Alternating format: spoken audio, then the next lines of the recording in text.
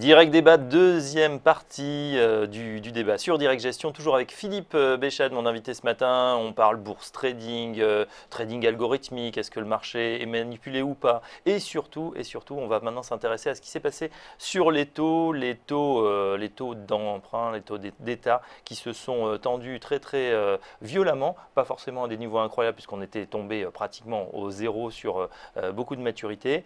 On a eu un article qui a déclenché la polémique il y a quelques jours, quelques semaines. C'est Bill Gross, un des gérants phares, ex-Pimco, qui a dit ben voilà, acheter du Bund, short du siècle ou coup de bluff. En tout cas, lui, il recommande de shorter. Est-ce que c'est votre avis, Philippe Béchade? On pourrait expliquer peut-être comment ça marche au niveau des taux pour gagner de l'argent. Il faut en acheter et quand ça baisse, c'est là où on gagne de l'argent puisqu'on a évidemment un portage, une maturité qui vous rapporte alors que les nouveaux bons sont moins chers que ceux qui ont été émis. Alors, pour que nos auditeurs s'y retrouvent, les Bill Gross, les compagnies d'assurance, les grandes banques gagnent de l'argent avec l'accroissement de la valeur de l'encours. Si les taux baissent, la valeur de l'encours s'accroît. J'achète un emprunt, par exemple, à 100 à l'émission.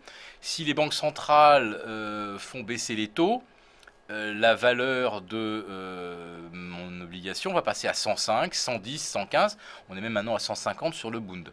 Pour vous dire à peu près les énormes, les colossales plus-values qu'on a pu réaliser sur de l'obligation, comme on ferait des plus-values sur les actions. Et puis quand d'un seul coup les taux se mettent à monter, mon Bund de 150, il risque de revenir à 140, 135, 130, etc. Tout comme une action, si elle se met à passer de 100 à 150, je fais une belle plus-value, mais le rendement que j'obtiens, il est très faible. Ouais. Il y a d'ailleurs plein de valeurs qui ne distribuent aucun dividende, aucun rendement. Je peux citer Amazon par exemple, ce qui n'empêche pas le cours de monter. Donc on peut gagner beaucoup d'argent sur l'obligataire en faisant de la plus-value. C'est ce que font tous les institutionnels, alors que le particulier qui ne peut pas détenir 10 ou 15 millions de portefeuille je sais pas, de BTP italien ou de Bonos espagnol sur lequel on pouvait gagner énormément d'argent. Celui-là, il regarde le rendement. Qu'est-ce qu'on va lui donner? C'est-à-dire que vous dites qu'ils ne vont pas porter finalement à terme, voilà, quand on voit des maturités 5-10 ans, ils ne vont pas attendre en fait d'avoir le coupon chaque année, mais ils vont réaliser des plus-values peut-être au bout de 6 mois, au bout d'un an, ou peut-être moins, si effectivement... Pour les hedge funds et tous ceux qui se servent de levier, tous ceux qui font du trading au quotidien, le marché obligataire, ils engrangent de la plus-value au fil de l'eau. Alors on n'a pas les mêmes programmes de trading algo sur l'obligataire parce que c'est pas le même genre de liquidité, mais cela dit, on peut aussi sur les gisements d'emprunt, sur les OAT, sur les Bund, on peut faire énormément d'opérations au cours de la même journée et engranger petit à petit des plus-values. Alors quant au particulier, lui, effectivement, il n'est pas dans ce jeu-là du tout. Lui, quand il constitue sa retraite, chaque mois, chaque semaine, il rajoute de l'argent sur son compte.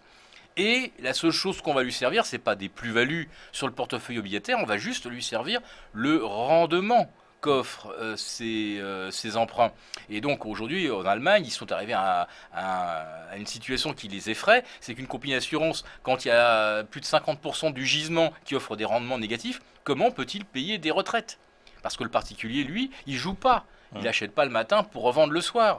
Lui, il a son portefeuille, et son portefeuille, son rendement s'effondre à mesure que les prix progressent. Et qu'est-ce que fait la Banque centrale? Elle dit aux institutionnels, je vais vous faire des plus-values certaines, sans risque, en lançant un quantitative easing. Et bien sûr, je vais euthanasier les rentiers, c'est-à-dire que ceux qui constituaient de l'épargne, qui avancent de l'argent à des États. Alors bon, on va dire que l'Allemagne, elle est en excédent, donc il est un petit peu normal que ça soit moins rémunéré puisqu'il y a peu de risques. Mais pour les autres pays, on a vu les rendements tomber à 1,20, 1,25 sur les bonos espagnols ou les BTP italiens, alors que ces pays sont en faillite. Donc là, on ne rémunère pas le risque délibérément, ça s'appelle réellement euthanasier les rentiers, c'est-à-dire leur offrir, entre guillemets, des rendements zéro pour un risque maximum. Alors, pourquoi elle fait ça aussi, la BCE? On explique quand même en sous-jacent. Forcément, on n'a plus du tout de rendement sur les placements dits traditionnels et on espère que les gens vont prendre un petit peu plus de risques et réinvestir, peut-être en allant soit sur des actions, soit sur de l'immobilier. Pour l'instant, ça ne s'est pas tout à fait traduit dans les chiffres. Données techniques également, on a vu que la Banque centrale donc, a fait tomber les taux. Pourquoi? Parce qu'elle rachète 60 milliards par mois. Mars et avril, avec 60 milliards, en fait, elle a séché complètement le marché des émissions primaires. En revanche, en mai, donc ce mois-ci... Elle n'a pas le droit d'acheter les émissions primaires, pardon, on est d'accord. Mais c'est vrai que c'est un tour de passe-passe, c'est-à-dire qu'un spécialiste de la valeur du trésor va se présenter, par exemple, lors d'une émission de France Trésor. Il y en a une tous les lundis, donc pour des très très courts termes. Et c'est vrai que derrière, elle va racheter ce qui vient d'être acheté. Bon, voilà. Mais voilà. c'est vrai donc c'est pas du primaire, mais bon, elle ne peut pas acheter le primaire, mais elle a un effet. Elle est juste derrière la porte et elle attend qu'on lui donne le papier. Et ce qui se passe, c'est qu'en fait, en mai, il y a beaucoup plus d'émissions faites par les États. Du coup, elle ne peut pas tout racheter. Du coup, là, on a aussi, ça explique peut-être cette remontée temporaire des taux, puisque dès les mois creux d'émissions, donc à partir de juin, juillet, août, effectivement, là aussi, elle aura la main. Elle devra avoir trouvé du papier. Voilà. Alors, pour expliquer les choses tout simplement, chaque mois, l'ensemble des pays européens se refinancent, vient demander de l'argent, donc aux particuliers, évidemment. Et l'intermédiaire va assurer cette répartition. L'intermédiaire, c'est le spécialiste des valeurs du Trésor. Et on constate effectivement qu'il y aura moins de demandes de refinancement que ce que va racheter la BCE. Mais globalement, si les taux se mettent à dériver aux États-Unis ou ailleurs, la BCE, je le répète, n'a plus aucune arme pour contrôler les taux. On peut aujourd'hui calculer ce qu'elle va acheter en juin, en juillet, en septembre, comparer en se disant il y aura des mois où elle sera où proportionnellement elle aura pratiquement tout ramassé, ou il restera éventuellement de l'argent à placer. Mais ça, c'est juste ce qu'on peut se dire intellectuellement, rationnellement. Mais qu'est-ce qui va se passer concrètement sur les marchés? On n'en sait rien.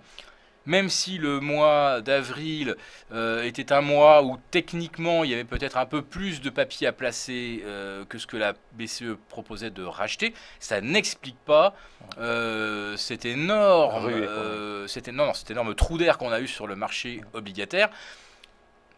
On aurait pu estimer qu'au mois d'avril, les choses auraient pu se stabiliser ou qu'on aurait pu consolider, aller de 15-20 points de base. En fait, on vient d'assister à un mouvement de taux d'une violence telle qu'on n'en a pas observé depuis une décennie. Je crois que même lorsque Monsieur Bernanke avait évoqué l'affaire du tapering au mois de juin 2013, on avait eu un trou d'air qui avait été de l'ordre de 40 points de base. Là, on en est au double.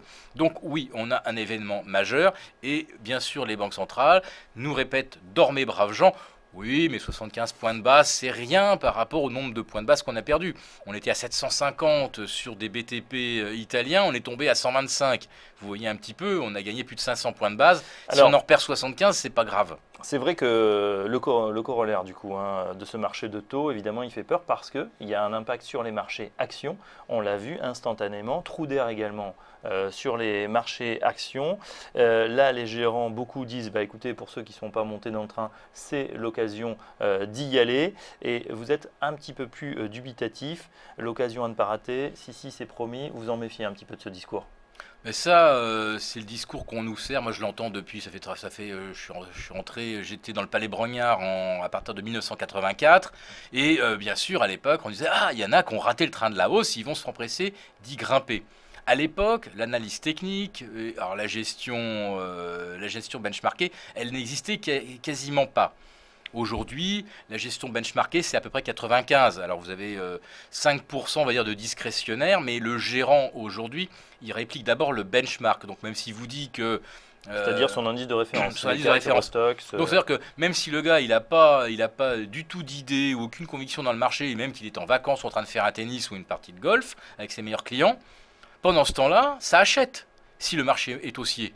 Il rentre au bureau le soir et il voit que si son fonds fait 20 millions, eh ben le soir il a 20 millions 500 000 euros dans son compte. Pourquoi? Parce que son système de gestion à répliquer en quelque sorte la hausse de Pour l'indice. une partie. Ouais. Alors après ça, le lendemain, il va se dire, ouais, non mais là, j'ai peut-être un petit peu trop d'automobile qui a bien monté et je ferai peut-être que je remette une petite pincée de pharma ou de parapétrolière. Mais Mais concrètement, Philippe, mais Béchel, les personnes qui ont raté le train de la hausse et qui vont se précipiter dedans en masse comme des moutons lorsque le train va ralentir, et ça c'est juste une image, c'est encore une légende urbaine, ça n'existe plus. Cette bourse-là de gérants qui ont raté la hausse, elle n'existe plus. Il n'y a pas un gérant qui a raté la hausse. Alors peut-être que lui, il a raté, mais son ordinateur, lui, il n'a pas raté. d'accord, Son fonds, parce que il vous a dites qu'il est acheté. calé et il marche un petit peu finalement Bien comme un sûr, tracker et à la absolument. marge.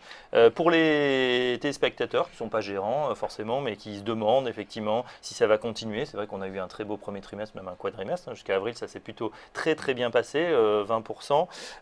Voilà, le plus haut était le 27 avril, 28 avril à 5260, 68 points.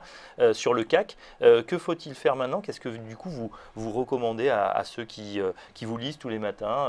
Est-ce que c'est la prudence pour les mois à venir, sell in and go away, ou au contraire, est-ce qu'on peut commencer à faire du stock picking? Est-ce qu'il reste des choses intéressantes sur Alors, ce marché? Céline May, c'est un peu tard puisque le contrat mai a expiré vendredi dernier. C'est vrai. Donc le mois de mai s'est bien passé, merci pour lui. Les valeurs françaises ont perdu environ 3 ou 3,5% en incluant l'effet coupon, puisque algébriquement, effectivement, les cours ont perdu 4, mais en fait, c'est pas plus de 3% perdu, donc ça reste une consolidation tout à fait modérée. Alors, on peut effectivement rester dans le marché, ce que vont faire tous les gérants qui sont benchmarkés, ils vont rester dans le marché tant que le CAC se maintient au-dessus de 4900, 4910. Si on passe en dessous, les robots vont vendre. Alors le gérant vous dira le lendemain, Pourquoi mais les robots j'ai- vont vendre? C'est parce que c'est technique ou c'est technique, bien c'est sûr. technique. C'est technique. Donc c'est un point, Un 4900 point points, de, où un là les point robots de rupture, un point de rupture important. Alors, ça sera joué ou pas en fonction du fait que les taux auront débordé certains seuils. Si l'on voit le Bund passer, par exemple, 0,85% de rendement, si l'OAT va au-delà de 1,10, si les emprunts longs espagnols, italiens dépassent les 2,10 par exemple, on aura à ce moment-là une conjonction de facteurs qui fait que ça vendra de façon violente. Comme on l'a vu d'ailleurs, on a eu des séances à moins 2,80 récemment, on avait cassé des seuils et le nouveau seuil c'est 4905. Donc à partir du moment où on casse ce seuil-là, les gérants vous expliqueront « Ah, on a bien identifié que le marché était un petit peu cher, qu'il ne voulait plus aller plus haut et nous avons vendu ». Enfin, ce sont leurs ordinateurs qui vont vendre, évidemment, c'est pas eux qui, face à un marché qui perd 100 points en 20 minutes, une demi-heure, c'est pas eux qui prennent leur téléphone Non. ou qui rentrent les ordres, ce sont les machines, on est bien d'accord, il faut comprendre comment ça fonctionne. Merci Philippe Béchel en tout cas de ces explications donc, sur le trading algorithmique, hein, de plus en plus, en tout cas ce marché de plus en plus dirigé par la technique qui atteint des seuils. Attention donc à ce seuil des 4900 points pour ceux qui nous regardent et bien sûr on aura le plaisir de vous retrouver dans quelques semaines pour commenter. On verra bien si ces marchés sont allés vers le sud. Merci en tout cas, cette édition de Direct Gestion est terminée, merci de l'avoir suivi. Dans un instant c'est Direct Investisseur, Lucie Morlot revient.